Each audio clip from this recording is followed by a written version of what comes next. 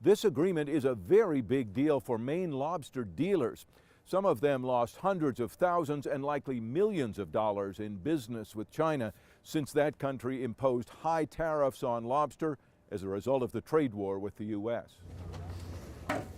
Lobster dealers had developed a lucrative and growing business with China, and that helped keep prices steady even with big landings in Maine.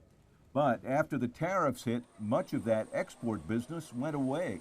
Annie Tsalikas is executive director of the Maine Lobster Dealers Association. At the end of November 2019, our exports were at $77.9 million to the Chinese market. And at the end of November 2018, our exports were $136.7 million. Much of the business went to Canada. As we found in Halifax a few months ago, Nova Scotia in particular has now become the dominant exporter of lobsters to China.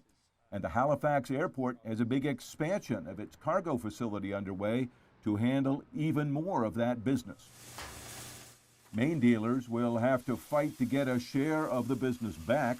We are told the China trade deal has no specifics about reducing the tariffs, only a promise for the moment to buy more U.S. lobsters and other products. There are certainly some companies that have continued to export even a small amount of product to China at certain times of year when there hasn't been fresh product coming out of Atlantic Canada. And there are many companies that have tried to maintain open lines of communication with their customer base in China.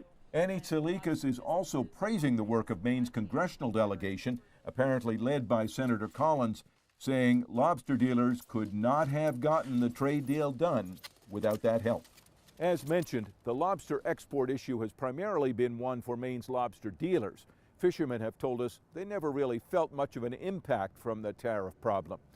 But fishermen have also said that growing export sales, as well as growing sales within the U.S., is key to keeping lobster prices up, and that matters to all of them and to Maine's coastal economy. In Augusta, Don Kerrigan, News Center, Maine.